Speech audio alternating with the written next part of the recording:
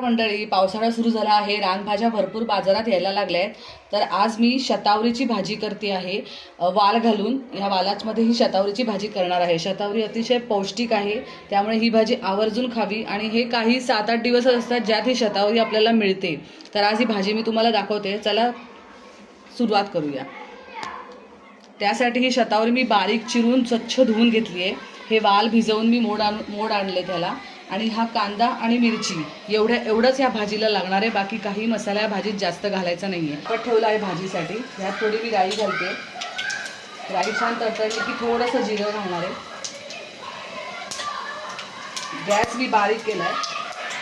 आता हिंग घालते, थोडीशी हळद. आणि आता हा कांदा आणि मिरची ह्यात परतून घेणार आहे.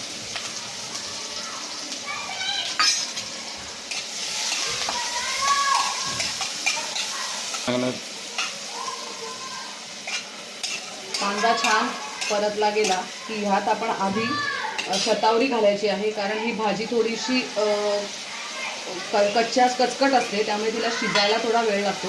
त्यामुळे ही एक व्यवस्थित छान परतून घ्यायची. पूर्ण एकजीव झाली की तिला पाणी घालून थोडंसं वाफ आणायची. ही छान परतली गेली आहे भाजी. आता ह्यात मी हे वाल टाकते सगळे आणि एकजीव करून घेते वालसुद्धा. शतावरीला क्वीन ऑफ हर्ब्स म्हणतात. ही सगळ्यात पौष्टिक भाजी आहे, त्यामुळे पावसाळ्यात आवर्जून ही भाजी खाच असा माझा आग्रह असेल तुम्हाला. कुठे जर तुम्हाला मिळाली तर.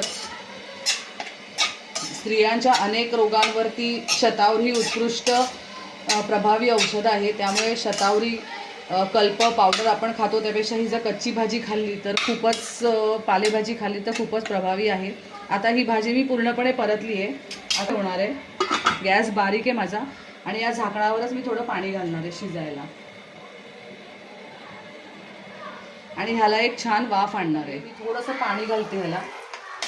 तुम्ही बघू शकता हे एवढंसं पाणी मी घातलेलं आहे थोडीशी परत एकदा शिजायला. आता मी झाकण नाही ठेवणार आहे. यात आता मी साखर घालते, कारण थोडंसं शतावरीला कडवटपणा असतो, त्यासाठी मी तो जाण्यासाठी. आणि मीठ चवीनुसार मी साखर आणि मीठ घातलेलं आहे. आणि परत एकदा हलक्या हाताने खालीवर करते. मी ह्यात फक्त मिरचीच घातली आहे. जर तुम्हाला अजून ह्यात काही तिखटपणा हवा असेल तर तुम्ही लाल तिखट घालू शकता.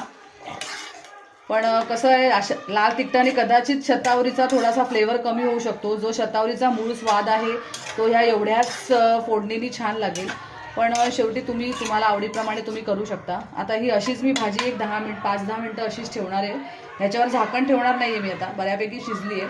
थोडंसं पाणी आणण्यासाठी मी तिला उघडीच ठेवणार आहे. ही बघा मंडळी, भाजी छान शिजली आहे. हे थोडंसं पाणी आहे तेही आता निघून जाईल. ही भाजी मस्त पोळीबरोबर, भाकरीबरोबर किंवा नुसता ताकभात जरी असेल तरी ही भाजी खायला खूप छान लागते. तुम्ही एकदा नक्की ट्राय करा आणि मला कमेंट्समध्ये कळवा की ही भाजी तुम्हाला कशी वाटली आणि तुम्ही करून तुम्हाला कशी लागली. माझ्या या चॅनलला लाईक करा, सबस्क्राईब करा.